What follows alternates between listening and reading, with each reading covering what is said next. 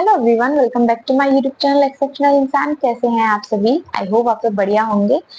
4 अगस्त और 3 अगस्त को RRB PO pre के सारी शिफ्ट खत्म हो चुकी हैं, तो उसी के रिगार्डिंग कुछ बातें यहाँ पे डिस्कस करूंगी मैं। I am not going to discuss about the analysis of the exam के कौन सा एग्जाम के कैसी शिफ्ट थी, क्या था, ये सारी चीजें मैं डिस्कस नहीं करने वाली हूँ। कुछ अलग चीजें मैं इस वीडियो में आपके साथ शेयर करने वाली हूँ। तो पहले तो wish you a very good luck कि आपका एग्जाम क्लियर हो जाए, आपके सेफ अटेम्प्ट्स हो और आप ये प्री निकाल दो। आप आगे आगे के एग्जाम्स के लिए आपको ऑल द वेरी बेस्ट। अब बात करती हूँ अपने अटेम्प्ट्स की। तो मेरा 4 अगस्त सेकंड शिफ्ट में था और मेरे 80 आउट ऑफ 80 करके आई हूँ मैं। तो पहले तो मैं कुछ लोगों को बता रही थी, तो उन्हें एक बार में तो बिलीव नहीं हो रहा था, उन्हें लग रहा था कि मैं मजे ले रही हूँ। तो ऐसा नहीं है, 80 आउट ऑफ 80 ही करके आई हूँ मैं, जिसमें कि वो भी मेरा रीजनिंग मेरी 4 मिनट पहले हो गई थी और पॉइंट मेरी 2 मिनट पहले हो गई थी।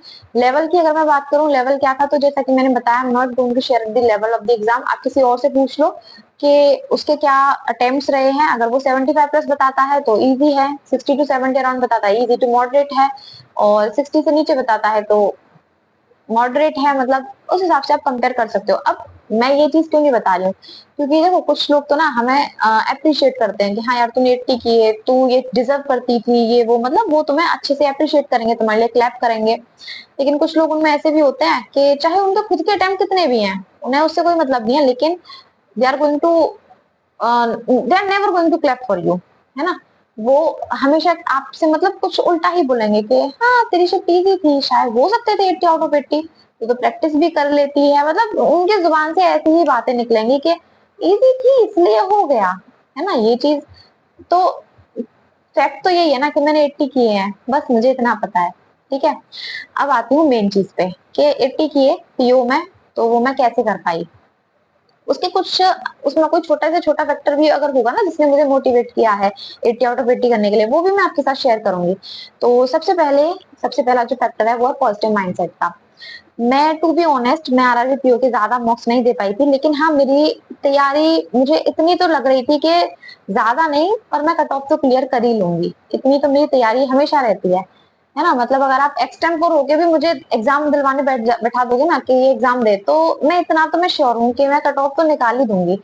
तो मैंने फिर भी मैंने लास्ट टाइम जो प्री का मॉक दिया था, आईपीएस पीओ का दिया था 2023 वाला, उसके बाद से मैं प्री का मॉक अब देने बैठी थी। उसमें भी मैंने एसबीआई जेए का आ गया था रिजल्ट, तो उसके चक्कर में डीवी मेडिकल और इधर उधर भागना, ये सारे चक्करों में मैं मॉक नहीं दे पाई। अब मैंने मॉक दिए 10-12 मॉक मैंने दिए आरआरबी पीओ के, तो उसमें भी मेरा क्या रहा कि मैं कंटिन्यूअसली मॉक नहीं दे रही हूँ। मैंने आज मॉक दिया, फिर 2-3 दिन बाद एक मॉक दे रही हूँ, फिर 2-3 दिन बाद एक मॉक दे रही हूँ। उसमें भी मेरे मार्क्स कितने आ रहे, 40 से 50 के अराउंड आ रहे थे, जिसमें कि 50 और 52 पे मेरा मार्जिन सिर्फ 2 बार पहुंचा था, और 40 से कम भी आए थे मेरे मार्क्स, 36 भी आए थे एक बार, और बाकी मेरे 40, 45, 42, 46, 47 इस तरीके से मार्क्स मेरे आ रहे थे। 10-12 मार्क्स मैंने दिए थे। और मैंने एक मॉक दिया था 3 अगस्त को रात में करीब 10-11 बजे समथिंग दिया था, उसमें भी मेरे 40 अराउंड कुछ मार्क्स थे और 43 गाइडली की कट ऑफ थी। तो सबसे पहली चीज ये कि मैंने जितने भी ये मॉक दिए, इसमें मेरी कट ऑफ मुश्किल से एक आध बार ही क्रॉस हुई होगी। ठीक है, स्टिल पॉजिटिव माइंडसेट मेरा वही रहा, कभी भी नेगेटिविटी नहीं आने दी अपने अंदर। क्योंकि मैं एक चीज पे बिलीव करती हूँ कि अगर आप यूनिवर्स को पॉजिटिव एनर्जी भेजोगे तो यूनिवर्स आपको पॉजिटिव एनर्जी भेजेगा। आप यूनिवर्स को नेगेटिव एनर्जी दोगे तो यूनिवर्स आपको नेगेटिव एनर्जी देगा। जैसा कि हम लोग सुनते आ रहे हैं, जैसा सोचोगे वैसा होता है, पॉजिटिव सोचोगे पॉजिटिव होगा, तो इस चीज पे मैं बिलीव करती हूँ। तो मैं कभी भी अपने अंदर नेगेटिविटी नहीं आने देती, बेशक मेरे 10 मार्क्स क्यों ना आए, लेकिन रहना मेरे को पॉजिटिव ही है। अब नहीं आ रहे, थोड़ी देर बाद आएंगे, मैं उस चीज से सीख लूंगी, मैं उस चीज से लर्निंग्स लूंगी कि मेरे अगर 10 मार्क्स आ रहे हैं तो वो क्यों आ रहे हैं। ऐसी बात नहीं है कि मेरे 10 मार्क्स नहीं है, 10 मार्क्स भी मेरे आए हैं, वो इस वजह से कि रीजनिंग बीच में बिगड़ गई मेरी, तो बस छोड़ दिया, मॉक पूरा का पूरा सबमिट कर दिया, फिर मन नहीं हो रहा। तो इस तरीके से मेरे मार्क्स 10 भी आए हैं, 10.75 समथिंग आए थे। और इस बार मैंने वीडियो भी स्क्रीन रिकॉर्ड करके इसीलिए नहीं बनाई क्योंकि मार्क्स अच्छे नहीं आ रहे थे। मार्क्स अच्छे आते तो फिर मैं स्क्रीन रिकॉर्ड करके डालती भी, मोटिवेट होता आप लोगों को। जब मार्क्स ही मेरे 40-45 आ रहे हैं तो उनका क्या स्क्रीन रिकॉर्ड करके डालूं, तो इसलिए मैंने मार्क्स वो भी नहीं डाले और इतना टाइम भी नहीं था। ठीक है, तो सबसे पहली चीज अपना पॉजिटिव माइंडसेट रखो कि आपके मार्क्स चाहे कैसे भी आ रहे हैं, पॉजिटिव माइंडसेट इस चीज में रखो कि आपसे अभी नहीं हो पा रहा है तो क्या हुआ, बाद में कर लोगे। दूसरी चीज ये कि मैंने मॉक्स को हमेशा मॉक्स की तरह लिया, उनको रियल एग्जाम की तरह नहीं लिया। और मॉक्स की भी कट ऑफ क्लियर नहीं हो रही है मेरे से ये भी नहीं हो रहा है, मेरे से वो भी नहीं हो रहा है, जितना तुम रहोगे ना उतना तुम्हें यूनिवर्स रुलाएगा। ठीक है, तो उसको प्रैक्टिस की तरह लो, एग्जाम रियल एग्जाम नहीं है वो तुम्हारा, ठीक है। अब आती है दूसरी चीज, पॉजिटिव माइंडसेट हो गया। दूसरी चीज कॉन्फिडेंस रखो अपने अंदर कि तुम्हारा हो जाएगा, है ना। जितने तुम कॉन्फिडेंट रहोगे वही पॉजिटिव माइंडसेट से इंटरलिंक्ड है, ये दोनों चीजें। पॉजिटिव माइंडसेट होना चाहिए, कॉन्फिडेंस होना चाहिए तुम्हें अपने अंदर, ठीक है। कॉन्फिडेंस को अपना गिरने मत दो, है ना।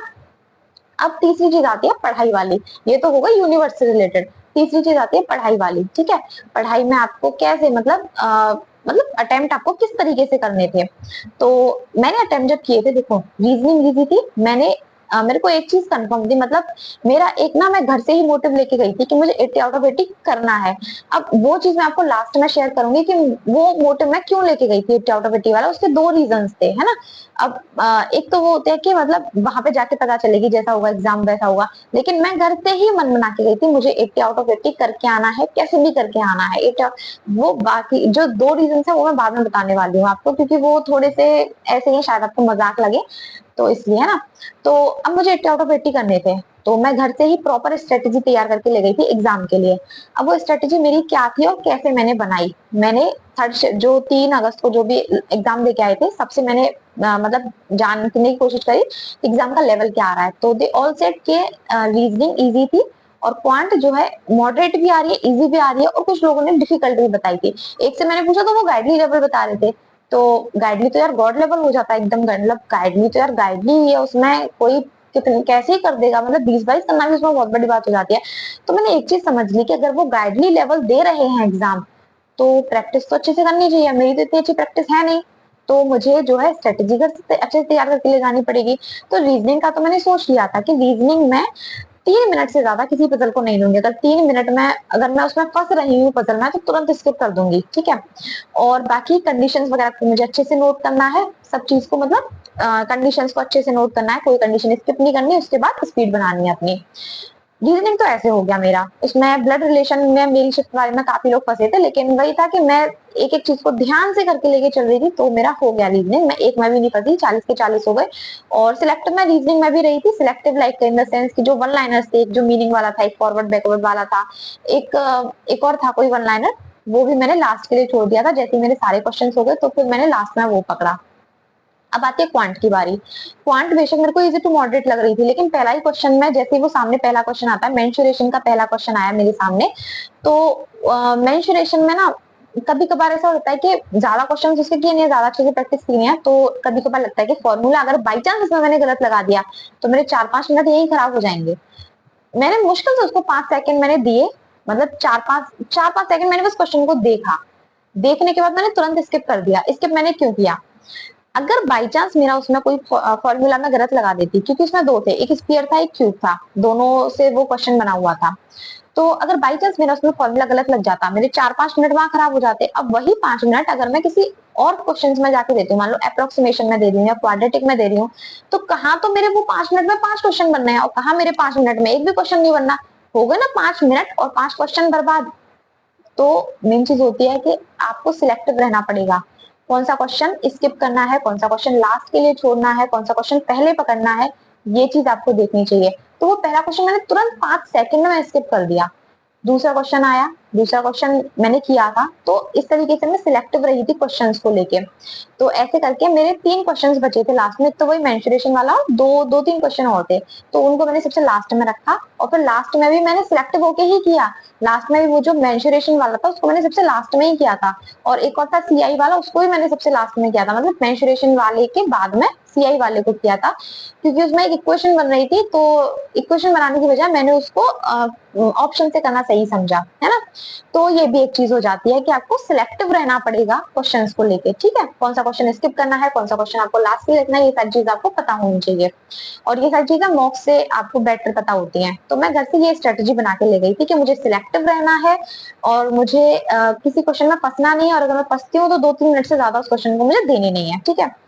अब जो लास्ट के जो 2 फैक्टर्स मैं आपको बताने वाली थी, वो 2 फैक्टर्स ये हैं कि एक तो मुझे 80 आउट ऑफ 80 इसलिए लाना था क्योंकि वो जो 80 आउट ऑफ 80 के बाद जो अपने अंदर कॉन्फिडेंस आता है ना, एकदम एटीट्यूड वाला कि हाँ मैं हूँ 80 आउट ऑफ 80 करने वाली, मैंने किया 80 आउट ऑफ 80, वो चीज मुझे चाहिए थी।